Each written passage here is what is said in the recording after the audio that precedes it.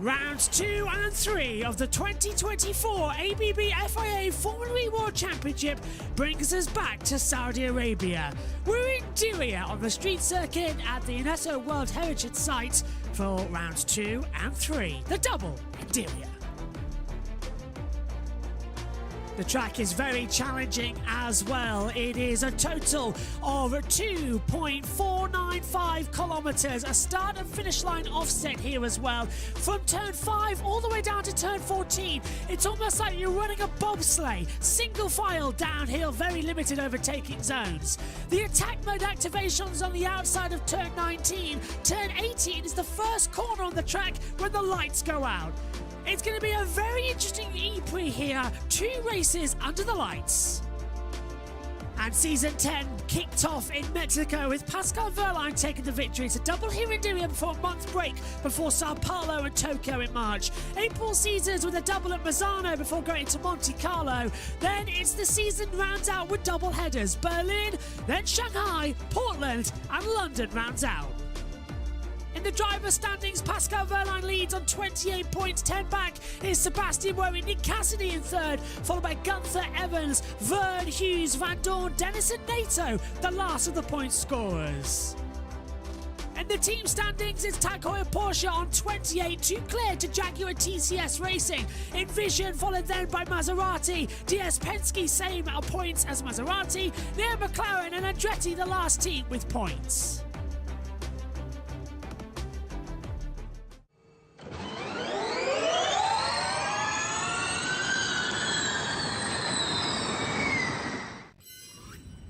Everybody, good morning. Well done for getting up or staying up wherever you are in the world, and welcome to free practice 2 for the Saudi Arabia Diriyah E-Prix. It's a double header weekend, which means we've got loads of action coming your way here on JB Motorsports YouTube and Twitch.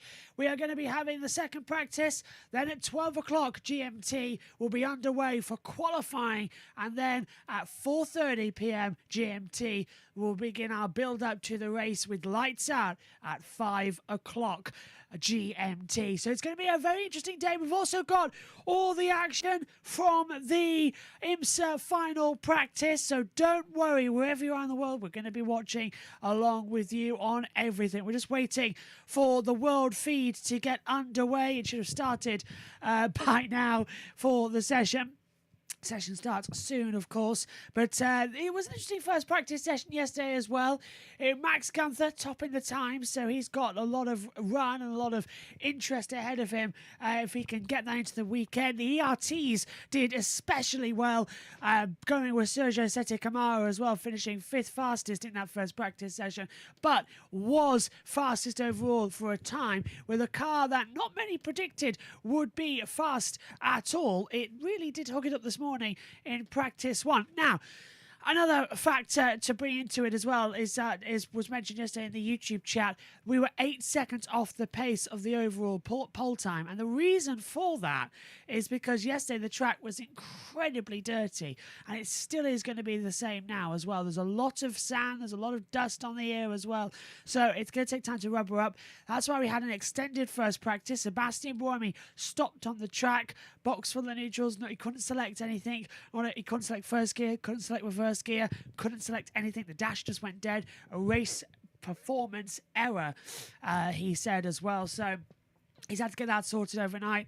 Shouldn't be a penalty, which is great news, but it's again more and more difficult to keep going, to keep on pushing, and to keep everything in focus. Now we'll move over to the commentary cam, as you can see. Welcome to Diriyah. So all our blogs that we're going to have on for practice 2 and qualifying, and then we'll have our commentators join us for the main E-Prix later. Of course, it's a Friday, so good morning everybody wherever you are in the world. It's 3 minutes to 10 up here in the UK. Over there in Diriyah it's 3 minutes to 1, so it's an afternoon session for them. Let's cross over now to Nicky Fields. Team. And then Tom London, Brooks, of course, at the Excel Centre concludes our 16-race-long calendar.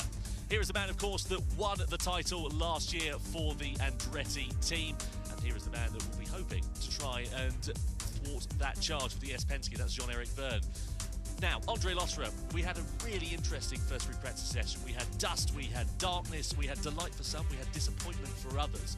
What are you expecting going into FP2? Yeah, it was a difficult session, I think, for all the drivers because of the track evolution.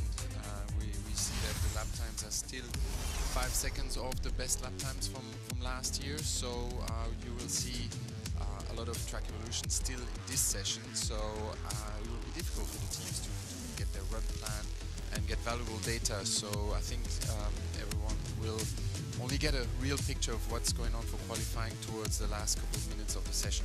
Well, this is the Diriyah E-Prix circuit then. We've been coming here since back in season 5, and it held the first ever night race just a year or so later. 2.4595 kilometres, 21 turns, but it is a real driver favourite, this track. Absolutely, I love this track, and it's one of a kind. From turn 1 to turn 14, it doesn't stop. It goes left, right, non-stop, and then also elevation change. And really, when you get to turn 7, 8, 9, it is very, very exciting, and you have to really flirt with the walls. And sometimes you think you're not gonna make it, but that's just then the right feeling to do a quick lap time. And also with that dust, is very tricky because you only have one line. If you put a little wheel a bit in the dust, then you're off and there's zero runoff and you're straight into the wall. So that is also something that all the drivers have to manage, besides building up the rhythm and keep some for the end of the session, but not too much, because if you crash here, there's not much time to fix the car for qualifying, and that's not something you want for your weekend. He's perfectly right as we get ready to head off into the first practice session to get underway here for the Diriyah E-Prix. Definitely going to be a lot of excitement, a lot of interest as well as to what we're going to not expect, but what we're going to be going forward with, and it's going to be a very interesting session. So the green light is about to go on, and the second practice session will be go. And we're just waiting now out there on the circuit. Just a few more seconds until the green light goes on, and we're underway for free practice 2 here at the Diriyah E-Prix. And the cars venture out onto the circuit. Very much 2 by 2, team by team, as they squirm past the camera. So always nice to see as they head out onto the circuit. Let's go back over then and join Tom and Andre Lotterer. We saw this time here last year. So what are we anticipating here as we head into free practice 2? Obviously, it's a lot hotter than it was for FP1. Yeah, I think from year to year we saw the track evolution change a bit. I remember the first year we came here was a similar situation, and I think this year there's a bit more construction going on around the track, so it's spreading a bit of that dust. So it is slower than last year, although it's exactly the same circuit. So I don't know if we will get to the lap times from last year, the 110s, because that's still 5 seconds faster than how it ended up in FP at the end of FP1. So you know, it's really difficult to get everything under your run plan, like the energy efficiency laps, the 300 kilowatt laps, the 350 kilowatt laps, manage the traffic. There's not much space where you can let someone by, so the engineers are very busy looking at the GPS. So yeah, they will focus at the end to try to get a good lap in for good feeling for qualifying. So the drivers needs that to get good confidence and to get their marks. But throughout the session, it will evolve all the time. Like you will see them going for a push lap, a cool lap, a push lap, a cool lap, and every time they will go for that push lap, it will be like almost a second faster. And just to question in as well, because we've got a new headphone splitter up here in the commentary box, and for some reason I'm sounding very echoey this morning, so we're just trying to get the right levels for each of us, which is, I don't want to say a pain, but it is a pain, and it's Megan who was the one who asked for it, so it's like, it's a little bit of a getting used to and finding the right levels across everything, which we did do last night, but it was getting a little bit tiresome. But we found something now, and it sounds a bit better. 27 minutes and 40 seconds to go. SHT says in the Twitch chat, hey Josh, doubleheader this weekend. And good to see Andrea Lotto in the Formula E paddock this weekend. He's in the commentary box right now as well, which where we're going early stages of the session as to rejoin. You put a bit more play into it, but was he in the duels in Mexico? Yeah, so that already started. So no, he's a very talented driver, and also in these conditions, he's got great car control. I've been driving behind him sometimes, and he puts the car sideways. I'm like, I think he's going to go off. No, he's not going off. He's got it under control, so he's a natural. Well, you're, of course, one of the few people that's not racing in Gen 3 this year that has actually driven one of these cars. So talk us through the challenges of one of these particular machines, because of course they came in last year and they look like really tricky machines to drive on the limit. Yeah, for sure, it's very tricky. I mean, Formula E has always been tricky, so the first time I drove a FE car, I was like, oh, this is very different. So, you know, you don't have the high speeds, but I always say it's like trying to ride your bicycle in your apartment. It might be a bit slower than racing at Le Mans or in F1, but it is a lot more difficult. And the main difference also between the Gen 2 and the Gen 3 is the power, but also the tires. And really the tire is a big effect on any race category. And when you change tire manufacturer, then it changes the whole dynamic. And this is the tricky part here. We have a very consistent tire. There's almost no deck, but the grip window is very small. So when you drive it on the limit, between the walls and low grip conditions like that, I tell you, most of the times, until the last moment or blink of an eye or tenth of a second, you're not sure you're gonna make that corner. And then you finish your braking zone, and then you say, okay, I'm safe, I can go into the corner. Yeah, it seems to be a really interesting set of circumstances driving one of these Formula E cars on the limit. You can see here Antonio Felix da Costa threading his way round this Diriyah circuit. Teammate Pascal Wehrlein there also making his way through in the Tag Heuer Porsche. New livery, of course, for Porsche last time out in Mexico City. That is due to the Porsche Macan, the electric version that they've just unveiled here this weekend, actually, as well. And that's to celebrate its 10th anniversary, so they went purple, but they're back now to their traditional colours this weekend. Yeah, it's super cool that the team does that. I've been part of something similar in Seoul, where they changed the livery of the car, and I think it's really fun, and that colour really came out really well. I have a house in Provence, so I cannot match it. You might need to order that car. I was going to say a purple. So just quickly, as we found out the problem with our earphones, it's the ear cups. We need to get new ones. But the time's coming in on the first one here. It's Nick de Vries, 1:18.743. Then we get Mortara, so the two Mahindras top at the moment. Then it's Cassidy, De Grassi, Muller. Now Van Dorn, Stoffel Van Dorn jumps to the top, 1:18.372. Really great time coming from in there. As the field just start coming through and getting in their push laps. We'll see people attempting their full power lap times later on in the session. Different time gain in different corners, so you could go quicker through one, but then you compromise for the next lap and improve. But it's really a lot of rhythm here on this circuit. Build up the rhythm and try to stay on track. Well, drivers building up the rhythm already. We're down to 1:17.5, which is, only about 2.5 seconds off of what we saw yesterday. Let's have a look here at Robin Fries. This is Robin Fries locking up and going straight on at the first corner, just having to get a little bit back in sync on the board. So just a little lock up at that first corner. Look at the 100-meter board and you try to hit your mark there, and this next lap is going to break a bit early. Birds top, set a camera gun for Wehrlein Cassidy. Obviously that came in and would have disrupted the runs for the team. We've got 12 minutes added on to the end of the session, but what kind of an impact does that have from a driving perspective? Well, it's a bit annoying, get out of the rhythm, but it's part of the game. It's part of any racing category. It's also a bit more annoying for the engineer. He's got to readjust the run plan. It's quite annoying if, for example, you're on your 350 lap. You only have one shot of that, and then it gets interrupted. But you're used to it, and then you just refocus.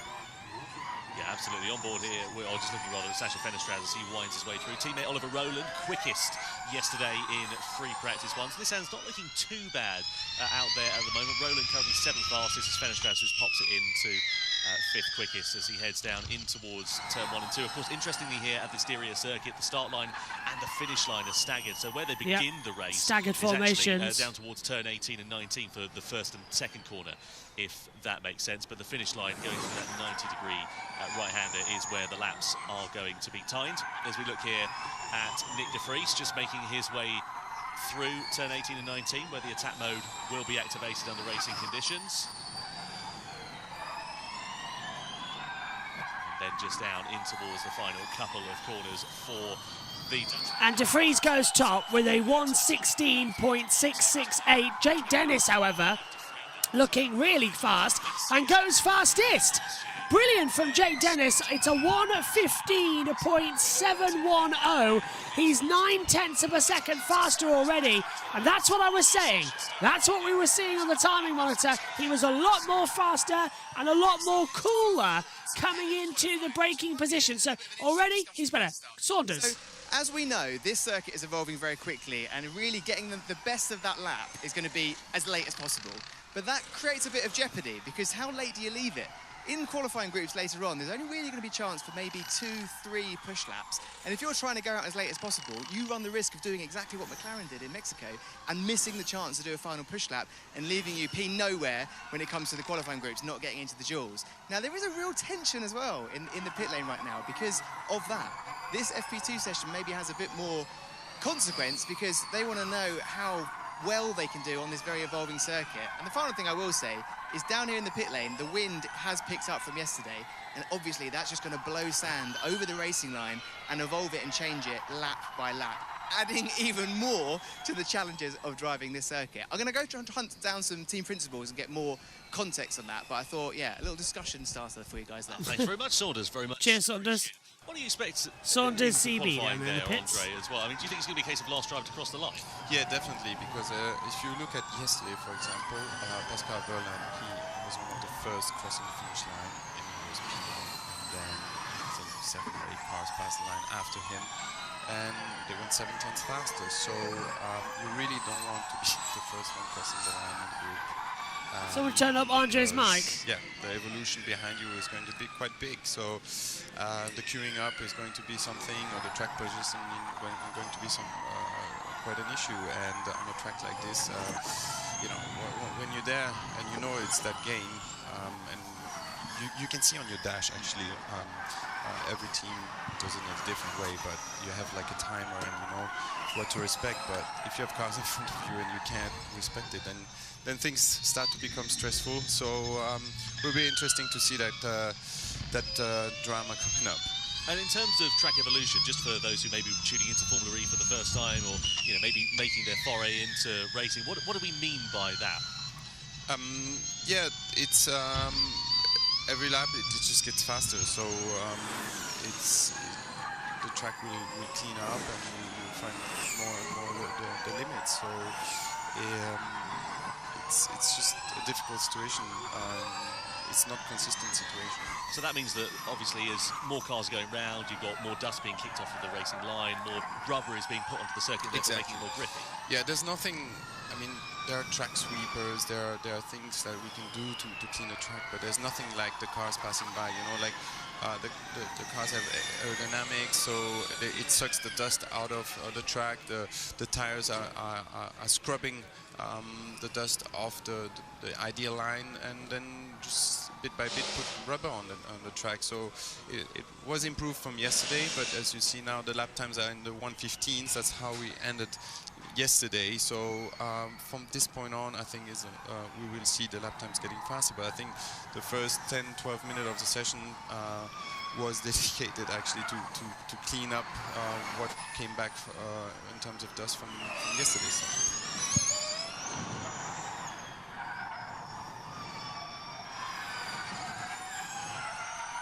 So just over 12 minutes gone of the session. Jake Dennis fastest currently, the 1:15 flat for the reigning world champion. That is already 0.4 of a second faster, and you know we've still got just under 18 minutes now remaining here, Andre. So that just goes to show, one, how the track's ramped up in terms of pace, but also how the drivers, I guess, are getting a bit more acquainted with the circuit. Yeah, exactly. You know, they're all trying to find their limits, and maybe some setting improvements from yesterday. You know, you you can set these cars up in two ways. There's the mechanical setup of the car, which is composed of setting up the springs, the ride height, and that is affecting just the mechanical grip of the car. But then you have all the electronics that you can set up, and you can actually set up the car for each corner individually with so many different settings, with brake balance, brake migration, traction control, anti-locking, and it's like a cocktail of every corner. Yeah, there's a lot of different parameters going on there. So McLaren are currently third and fifth quickest with Bird and Hughes. Saunders is down in pit lane catching up with team principal Ian James. Yeah, thanks, Tom. So, Ian, let's talk about the jeopardy of qualifying, because as we can see, one-lap pace is so important this weekend. It's all going to be about confidence at the end of the day, and I think, as we know on this circuit as well, qualifying is going to be so crucial. So I think throughout these sessions we're just trying to understand the track. It's as slippery as we've ever seen it here. I know we've been coming here since season 5 and taking a look back at the data. I don't think we've ever seen it quite like this before. So we're learning every lap, but just trying to dial things in. I mean, on paper, going into this weekend, looking at your driver lineup, you've got Jake Hughes, a driver that put it on pole here last season. You've got Sam Bird, a driver that's won here twice in the past, but the only driver to have won it with 2 different teams. And now he comes to you. Do you know there's the fun stat about Sam Bird winning on his second race of every new team he's been at? I didn't, and I don't even want you to tell me, because I don't need to run the pressure up more than it already is. And I think we're going to get run over here in a second. But no, listen, we've got 2 great drivers. They love this circuit, that's for sure. This way a little bit to get out of the way. We're going to hope that we can do something special this weekend. Okay, just one last thing to leave with. The qualifying groups, you know, Jake is in a very difficult group. Group A, there's a lot of drivers there that know how to get into the duels. Only 4 can do it. What's going to be the difference between doing it and not doing it? I mean, we're seeing the track evolution come along in leaps and bounds at the moment. So again, the way you manage the qualifying is going to be absolutely crucial. I don't think that there's a group here that's not difficult, to be honest with you. And I know we keep saying that in terms of the quality of the drivers and the teams we've got here, but it's absolutely true. So you've just got to make sure that everything's absolutely on point. We didn't do that in Mexico, so we're looking to make sure that we get things right here. You teed it up. I just want to ask you about that, because ideally, as a team, you want to get the most out of those groups and get out as late as possible, get the evolution, but you don't want to do what happened in Mexico and miss your chance of a push lap. How do you balance that line? Listen, we have a culture here within the team whereby we understand how complex this sport is, and when you're pushing the boundaries, you have to expect every so often that things aren't going to go your way. The crucial thing, if you can still hear me, the crucial thing is that you never let those mistakes happen twice. So I think we've put plans in place to mitigate that risk, and I think we'll be in good shape today. Well, no doubt it's going to be exciting for the whole paddock, but yeah, let's see what your boys can do. They've got what it takes, we know that. Yeah, absolutely. Looking forward to it. Thanks, Ian. Thanks for this, cheers. Yeah, thanks. So we've got 14 minutes to go of the session, which is getting faster and faster out there. Oops, we've lost track audio. Isn't that always just brilliant? Eduardo Mortara is, twitching the car, really fighting hard to try and find a way through as we get Dennis from Cassidy to Costa, Freins, Verline, Boemi, Gunther, Bird, Hughes, Fenestrats, the top 10, Nato, Evans, Vern Van Dorn, Roland de Vries, Tinctum, Sete Kamara, Jeruvala, Mortara, Muller and De Grassi to the 2 apps right at the back of the field. Great jobs from the ERTs at 17th and 18th with Tinctum and Sete Kamara. Mortara, fastest in that middle sector for the Mahindra, 20.484, our street track specialist. If he can do anything at all in this session, it'll be very much well received as he comes in, flicks the car in, keeps it nice and controlled on the power, brings up and goes fastest by 0.2 of a second. You can see that on your timing screens. It's a 1:14.438, and that's De Vries in second place. Frederick Bertrand, the CEO of Mahindra, very excited to see his cars 1-2.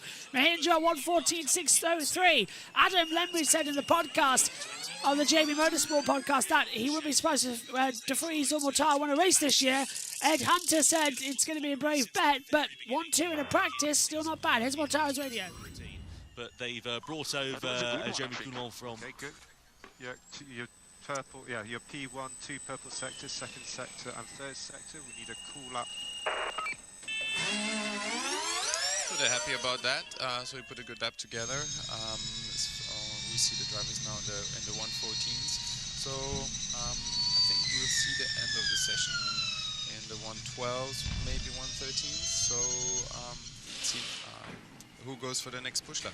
Yeah, time's definitely beginning to tumble, as you say, as the track begins to evolve. This is Roger Griffiths. This is Sergio Sette Camera. So high up, he had a nosebleed after free practice 1 yesterday. 5th fastest it was for him in the ERT, and he'll be hoping for a bit more forward progress compared to a challenging weekend in Mexico City last time out, where he didn't even make the start following a technical issue for his ERT.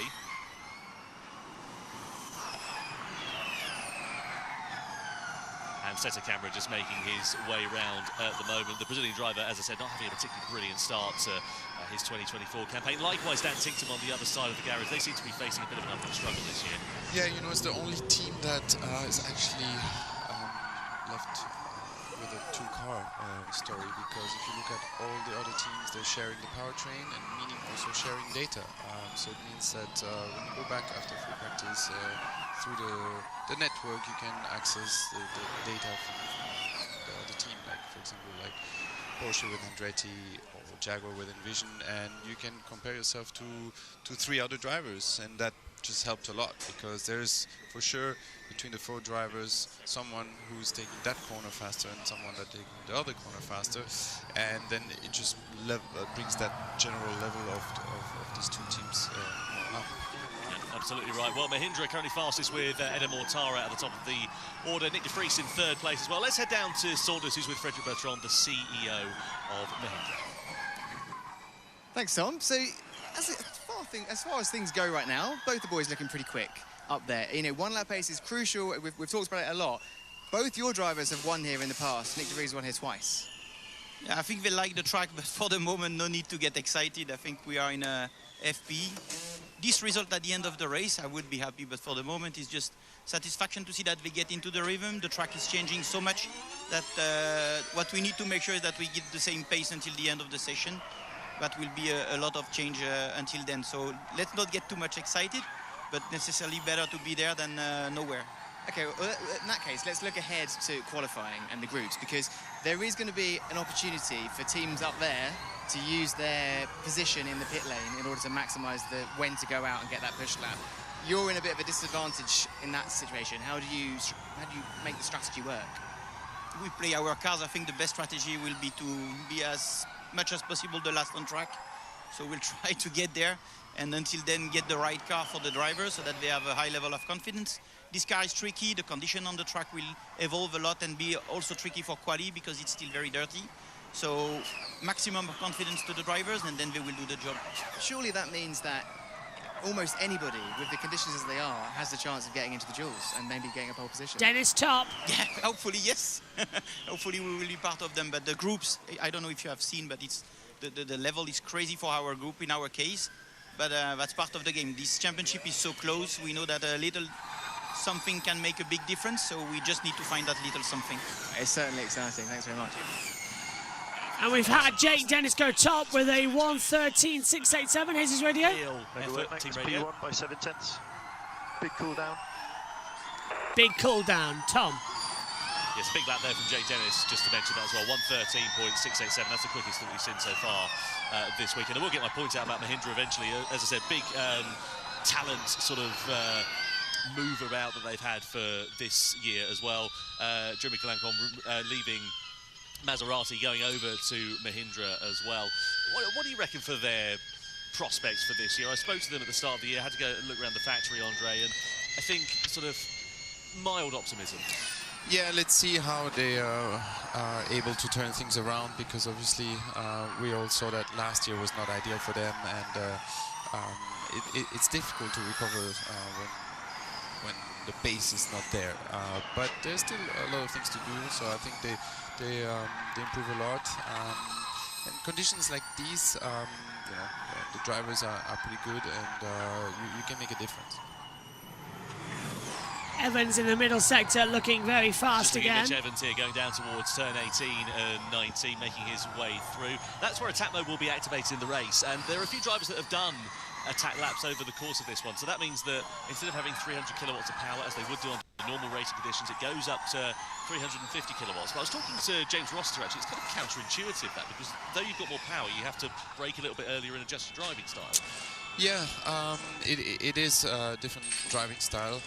You arrive a bit faster. If you try to brake at the same spot and it works out, you're like, yes! Or you were braking too early in 300, but with Track Evolution sometimes it just works out. But on a track like this, understandable to be fair. It's not always meaning that you're faster, because you can't apply full throttle for a long time after the corners. You're just traction limited, and in that whole section between turn 1 and turn 14 there's not much to gain, and out of 14 to 16 it's a very short moment where you'll be full throttle.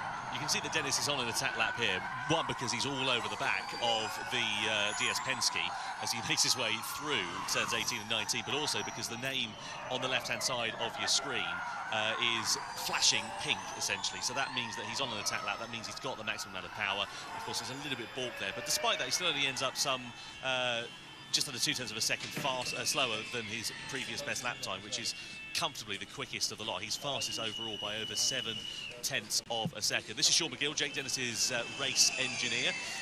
What's about the relationship between you and your engineer? How crucial is that? It is very important. It's actually your psychologist, you know.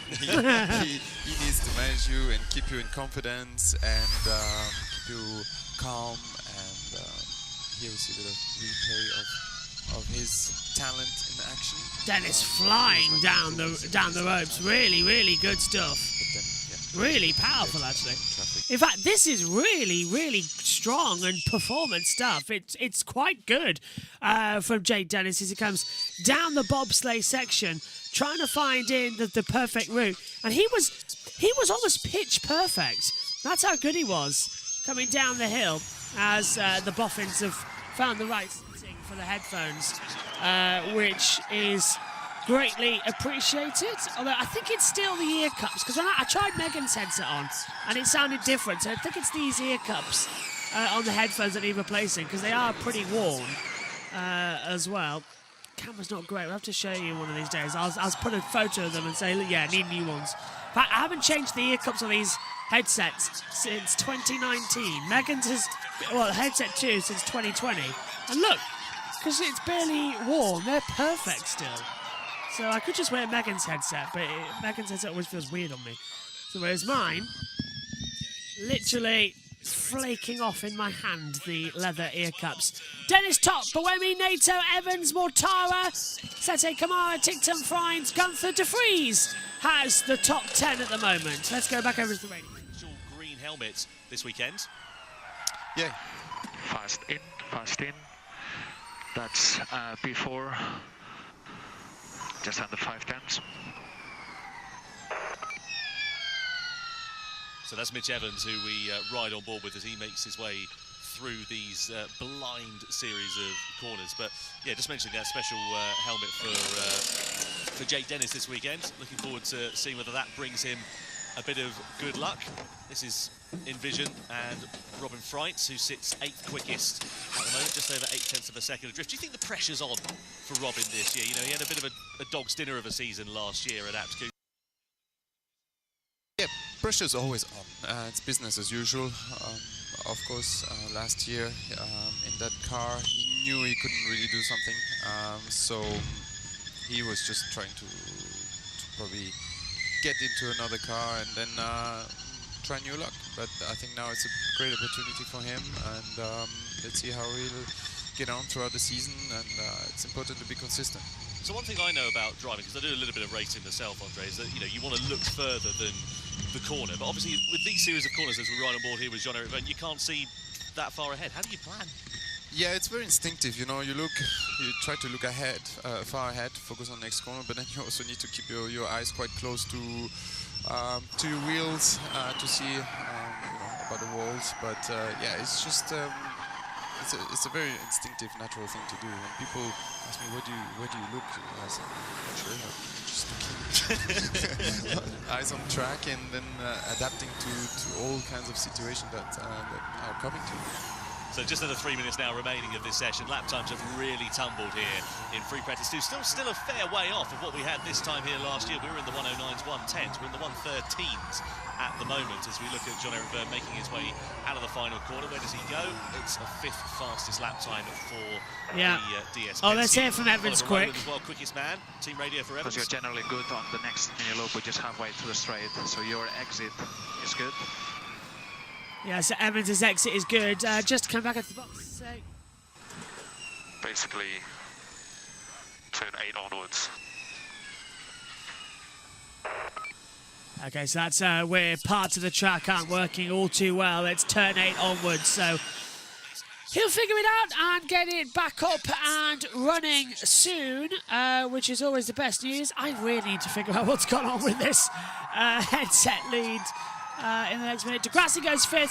SHT says, Sean says in the chat, it's Andretti 1 to the minute. The apt cars seem to be struggling a lot here. Boy goes 2nd, Degrassi goes 6th. And Eddie, hello Eddie, says good morning, welcome back. Nice to see you back on the channel. Hello, welcome. Good morning to you too, over on YouTube as well. Hopefully you're having a lovely morning. On board with Tictum, now to 11th in that ERT. Great job from him. Where's his teammate? Surges to come out as 13th. Let's hear from Sam Bird in the other McLaren. Last year he was... That was good until the second phase of the big stop. And then there's something in the brake bias there that feels all wrong.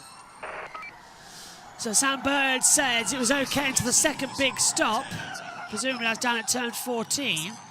And then he just wasn't happy. And there's something in the brake bias that he wants to have a look at.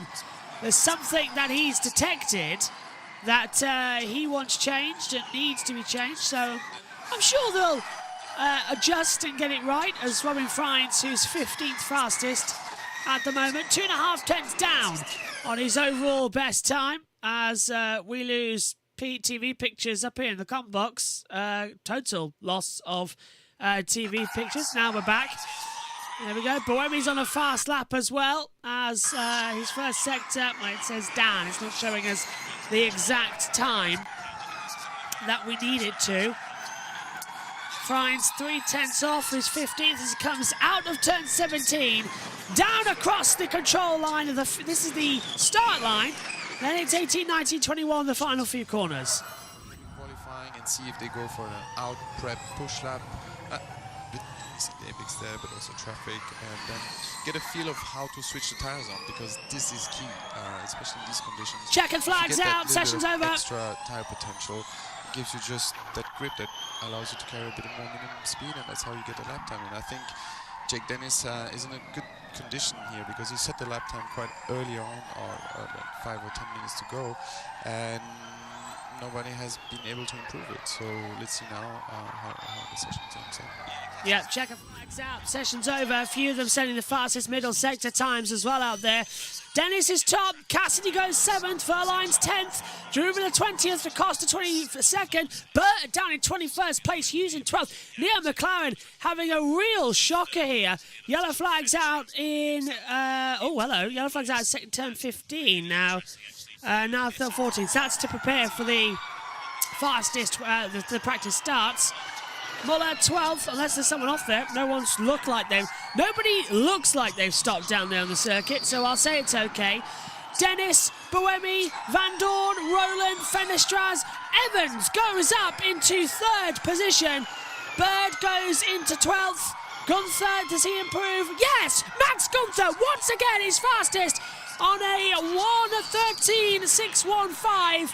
Ticton goes over. Norman Nato in the Andretti Global goes fastest, 1:13.584, 31 thousandths of a second faster, and that's everybody with Mortara in the pit lane. Nato tops the session. Gunther, Dennis, Boemi, Evans, Van Dorn, Roland, Fenestraz, Degrassi, Cassidy, the top 10. What a start. Norman Nato and Max Gunther, the 2 strongest here so far across the practice sessions. The competition is very leveled, but yeah, Andretti doing a good job there, having both cars in top 3. Porsche team is struggling a little bit with P15 and Antonio da Costa in 20 seconds. So it'll be interesting to see what they have to say after. Can you go down and find an inside scoop for us after the session? I'll go and check what's going on. So now this is where the drivers are doing their practice starts. Just as you said there, let's touch on that briefly. Pascal Wehrlein down at 15, Antonio Felix da Costa on the other side of the Porsche garage down in 22nd. So not a particularly brilliant FP2 for the factory Porsche team, but they're doing the practice starts now here. This is where, of course, the start will begin for the 37-lap race here this afternoon. Talk us through the process as a driver. What happens? You line up on the grid. What next? Yeah, you line up, you queue up a little bit depending on where you are, and then you're not allowed to, for example, start too far back, so you kind of have to be side by side. And then you wait for the next light sequence, and you go through the starting procedure, which mostly consists on holding, pressing the brake, turning the start mode on, and most teams hold the paddle, and you come off the brake, you're full throttle, and then you just react on the lights, you dump that paddle, and the car just goes. And then you try to attack the first corner as you would be in the race, and ideally you compare yourself to someone that's next to you, and then you report back to your team if you were better or worse than the other, and then it's up to them to improve the settings for the race. Yeah, pit lane. Copy pit lane. Okay, yeah, we got to look into data. Pace-wise, not looking that good. Yeah, I know, man, but it's I just didn't get the lap in. Of course, the gap is not all that, but just red plan wasn't. It didn't work, basically. Antonio Felix da Costa there with a fairly frank assessment of the end of his session, saying that he just wasn't able to get the lap time in, and it just didn't work for him in that Tag Heuer Porsche. Yeah, sometimes it's a rhythm, you know. You get through a free practice session, everything runs smooth, you're in the right place in the right time, and then sometimes not. You make a little mistake, you're off sequence, then you decide to use that lap to cool off, and then you try to go again, and you're out of sequence, and there's traffic, so you need to read between the lines now. So free practice 2 ends with Norman Nato for Andretti, fastest right at the end of the session by 3/100ths of a second. Max Günther in second in the Maserati ahead of Jake Dennis. So good session for the Andretti team inside the top 3. Then you've got Buemi in 4th, Mitch Evans in 5th, so 4 different powertrains inside the top 5 ahead of Van Dorn in the DS Penske. Then it's the 2 Nissans, Ollie Rowland ahead of Sasha Fenestraz. Lucas de Grassi inside the top 10, snuck his way in there just ahead of Nick Cassidy. Dan Ticktum in 11th ahead of John-Eric Verne, Sam Bird, then Nico Müller. Pascal Wehrlein, though, the winner from Mexico City, down in 15th place, and his teammate Antonio Felix da Costa mired down in 22nd as well. So not a particularly brilliant session for the factory Porsche outfit. A lot of work for them to do coming into qualifying here this afternoon. Be keen to see what sort of progress they're going to be able to make in the group sessions, and then of course into the duels as well. It's very close for the top 8. The top 8 cars in 3/10, 20 cars in 1 second. So you know, you really gotta nail it. Maybe not as close as in Mexico, but yeah, again, like the game will be to cross that line as late as possible, to be the last car trying to set the lap time in the groups, because there's so much track evolution. Norman Nato then ends the session fastest. You were, of course, in this very car on this side of the garage this time last year. Yes. Andre. It's probably my car. Most probably is. Yeah. Slightly different livery on Yeah, that it's one. a really cool crew. I really enjoyed racing for them. They're good guys, and you know, it's a big difference when you race for a small private team. I mean, they're a good big team as well, but when you race for a brand or with a small team, you have different commitments, and it's interesting to race for them. So this is Max Günther just making his way through. Brilliant session for the Maserati MSG team. Norman Nato, though, of course, as we know, fastest overall at the end of a frantic free practice 2 session. And a good one for Andretti and the and the Andretti Porsche team, but the Tag Heuer Porsche team on the other side of the coin, very different fortunes. Also good for Sebastian Buemi to get some good running in after that curtailed FP1. He recovered really well from yesterday, so P4 is a solid result. Yeah, he'll be pretty pleased with that. So the drivers now just all heading down at the end of pit lane. That's to weigh themselves, presumably, with all their kit on. Yeah, so he saw him weigh himself within his own garage, and then he's probably going to go correlate that with the FIA scales to make sure they put the right ballast in the car. Yeah, so now the big debrief begins. There is Jake Dennis just on the left-hand side of your picture, and he'll be ready to talk to his engineer. On the other side of the garage, of course, was Norman Natter, who ended up fastest. Saunders, as we look at a lap time here for Jake Dennis, who ended up that session third quickest, what does Norman have to say at the end of FP2? Okay. So, Norman, that's where you want to be at this point of the day, isn't it? Top of the timings, where one lap pace is so important here. Yeah, well, that's why you want to be in quali. FP2 for sure is a good sign that at the moment the package is working really well. But you know, the track evolution is so big, so honestly you can't really predict what's going to happen in quali because the track evolution lap by lap, you have to change your driving style. You also have to change like the warm-up procedure with the tires. It's really, really tricky conditions. So talk to me about those conditions. I mean, how do they differ from last night? Because it feels a bit more windy, potentially chance for that racing line to get harder and harder. Yeah, like honestly, at the beginning of the session, it felt like a bit yesterday at the beginning. Like honestly, like you're just driving on the ice, and lap after lap, it's just getting better. So that's why, like, until the last lap, you don't really know what the others are doing. You can be out of sync. So, like in terms lap time wise, like it's so difficult until the end of the session to really know where you are because, as I said, like the track can improve by 1 or 2 seconds. So yeah, no, it's a good position, but again, like quali will be again different because now there will be a small break. Again, some dust will go on track, so for sure it's going to be again a different feeling. Seemingly you're happy with the setup because you know things look pretty consistent out there with both you and Jake. But what's it going to take to get out of the qualifying groups? Because no group is easy. To put the lap together, that's the first thing. To drive like at the limit everywhere, which is really tricky in this condition because it's so easy to take the risk and to put it in a wall. And if you do not enough compared to someone who's really going to the limit, then it's going to be 3, 4, 5 tenths in this condition. It's a bit the same on the wet condition. So yeah, it's going to be a tricky one. We look forward to see what you can do, mate. Thanks, Norman. Yeah, thank you very much indeed, Saunders. Thank you to Norman as well. I think you'll be pretty pleased with that result. Not a bad session for Andretti. Not bad also for the Jaguars as well. Nick Cassidy just on the fringe of the top 10. Mitch Evans just a little bit further up the order there. Andre in 5th. Yeah, solid result. They will also look between the lines, look at their microsectors and see what potential they have and what they learned from the session. It's all about switching the tire on and finding the right sequence of how push, grab, pull, then push. So yeah, a lot of work for qualifying. Well, Andre, thank you. Well, that's it then from this session, and we will be back for qualifying in about 1 hour and 20 minutes, 12 p.m. GMT. That's when we're on. Thanks for your company. We'll see you soon. Take care. Bye-bye.